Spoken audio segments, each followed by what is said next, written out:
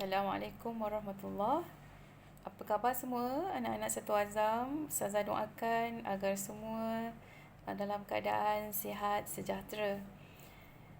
Kita jumpa lagi hari ini pada hari Isnin 8 Mac 2021. Okey, hari ini kita akan bincangkan satu tajuk baru dalam bahagian ibadah. Okey, yang ada buku teks bersamanya boleh tengok muka surat 96. Kita akan bincangkan tajuk konsep ibadah dan jenis hukum. Okey, sebelum itu di akhir pelajaran diharapkan anak-anak dapat menyatakan maksud ibadah dan bahagian-bahagiannya. Seterusnya, anak-anak dapat menyenaraikan 5 jenis hukum beserta contoh bagi setiap hukum. Okey, dah bersedia? Jom kita belajar ya. Okey, kita mulakan dengan maksud ibadah. Ibadah dari segi bahasa ialah tunduk dan patuh kepada Allah Ta'ala. Manakala dari segi istilah pula, ibadah ialah semua perkataan dan perbuatan zahir atau batin yang disukai dan diredai Allah Ta'ala. Jadi, apa sahaja yang kita ucapkan atau yang kita buat, sama ada nampak ataupun tidak, dan perkara itu perkara yang baik dan disukai dan diredai oleh Allah Ta'ala, maka itu adalah ibadah, ya, dikira sebagai ibadah kepada Allah. Okey, apakah kaitan ibadah dengan tujuan Allah menciptakan manusia? Okey, dalam surah Az-Zariyat ayat 56, Allah berfirman, Bismillahirrahmanirrahim, وَمَا خَلَقْتُ الْجِنَّ وَالْإِنْسَ إِلَّا لِيَعْبُدُونَ. Dan tidaklah aku menjadikan jin dan manusia kecuali untuk beribadah kepadaku. Okay, dalam ayat ni jelas sebab Allah menjadikan manusia ialah untuk beribadah kepadanya. Jadi tak wajarlah kepada kita ni hidup di dunia kita menghabiskan masa dengan melakukan perkara-perkara yang tidak berfaedah. Contohnya main game, habiskan masa dengan melayari laman-laman web yang tidak berfaedah, tidur yang lama dan sebagainya. Okey, seterusnya kita lihat pula apakah jenis-jenis ibadah. Okey, ibadah terbahagi kepada 2. Bahagian yang pertama adalah ibadah khusus. Apakah ibadah khusus? Ibadah khusus ialah ibadah yang telah ditetapkan oleh syariat Islam dari segi cara, rukun dan syaratnya serta tidak boleh diubah-ubah. Contohnya solat, puasa, zakat dan haji. Ya. Okey, Allah dah tetapkan kita solat berapa waktu sehari, berapa rakaat, bila nak solat. Begitu juga puasa. Niat dan rukun-rukun puasa semua telah ditetapkan oleh Allah Ta'ala. Jadi, itu adalah ibadah khusus. Okey, jenis yang kedua pula adalah ibadah umum. Ibadah umum ni yang kita banyak buat seharian. Okey, apakah ibadah umum? Ibadah umum ialah ibadah yang meliputi semua aspek kehidupan, sama ada hubungan dengan manusia atau makhluk lain yang tidak bertentangan dengan syarak. Apa sahaja yang kita buat berkaitan dengan hubungan dengan manusia atau makhluk lain seperti haiwan ataupun tumbuh-tumbuhan, dan perkara itu adalah perkara yang baik, itu adalah ibadah.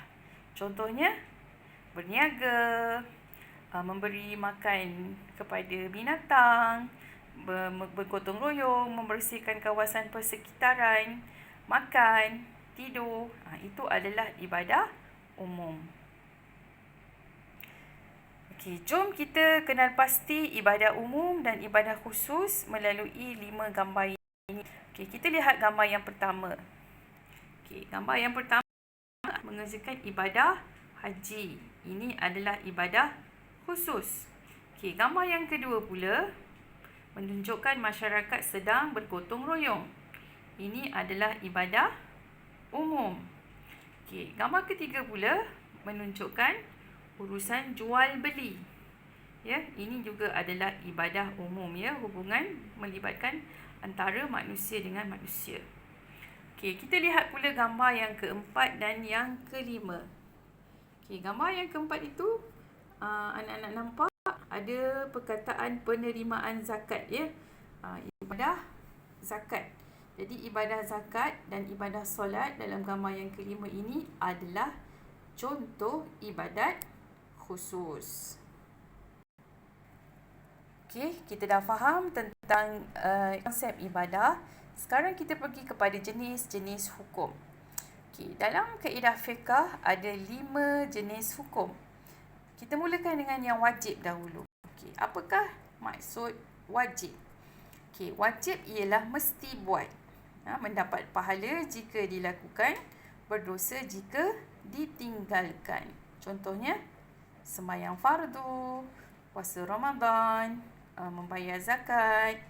Okey, perkara yang kedua ialah sunat. Okey, sunat ini adalah perkara yang disukai oleh Allah Ta'ala jika kita buat dan dapat pahala jika dilakukan, tidak berdosa jika ditinggalkan. Contohnya apa? Bersedekah. Kalau kita tahu ada kawan kita yang kurang berkemampuan, susah dan sebagainya, kita kongsi makanan atau kita belanja dia makan, maka kita akan dapat pahala kerana perbuatan tersebut hukumnya sunat. Okey, hukum yang ketiga ialah harus. Harus tidak berdosa jika dilakukan atau ditinggalkan. Okey, perkara harus ini buat tak apa, tak buat pun tak apa. Contoh, main bola sepak petang-petang ataupun jalan-jalan tepi pantai sebab nak hilangkan stres. Pergi boleh, tak pergi pun boleh. Okey, seterusnya hukum yang keempat ialah makruh. Perkara makruh adalah perkara yang Allah tak suka. Sekiranya ditinggalkan akan dapat pahala, tetapi jika dilakukan tidak berdosa. Tapi Allah tak suka. Contoh, bercakap-cakap ketika berwuduk. Tengah-tengah ambil sembahyang tu kita bersembang dengan kawan sebelah. Kau buat apa semalam? Kau ni. Okey, itu adalah makruh. Okey, akhir sekali haram. Okey, apakah maksud haram? Mendapat pahala jika ditinggalkan, berdosa jika dilakukan. Okey, contohnya yang mudah. Orang perempuan keluar rumah nak pergi kedai, pakai tudung tapi pakai t-shirt lengan pendek. Apabila dia keluar daripada rumah dalam keadaan begitu, maka dia berdosa kerana melakukan perkara yang haram, iaitu mendedahkan aurat. Tetapi kalau dia ingat, dia patah balik rumah, dia tukar baju, pakai baju yang menutup aurat, yang berlengan panjang, maka dia mendapat pahala kerana meninggalkan perbuatan mendedahkan aurat. Okey, jom kita cek pemahaman kita tentang penerangan jenis hukum tadi. Kita lihat gambar yang pertama. Okey, ini hukumnya berkah, hukumnya sunat. Okey, yang kedua, solat fardu, hukumnya wajib, betul. Okey, yang ketiga, petai.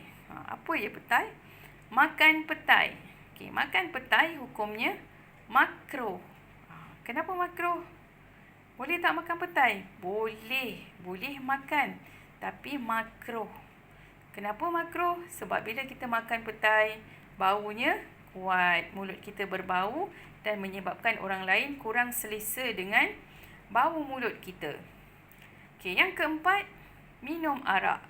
Jelas haram. Dan akhir sekali, makan. Makan ni hukumnya harus. Tetapi kalau kita makan makanan yang berkhasiat untuk menjaga kesihatan tubuh badan kita, itu sudah dapat pahala, hukumnya sunat. Okey, itu setakat ini penerangan ringkas Ustazah tentang tajuk konsep ibadah dan jenis hukum. Sekiranya anak-anak ada masalah, tak faham, ada nak tanya, jangan segan-segan ya PM Ustazah. InsyaAllah mana-mana pertanyaan akan cuba dijawab. Dan jangan lupa buat 2 latihan yang diberi. Okey, panjang umur, kita jumpa lagi pada hari Khamis nanti. Okey, Assalamualaikum warahmatullahi wabarakatuh.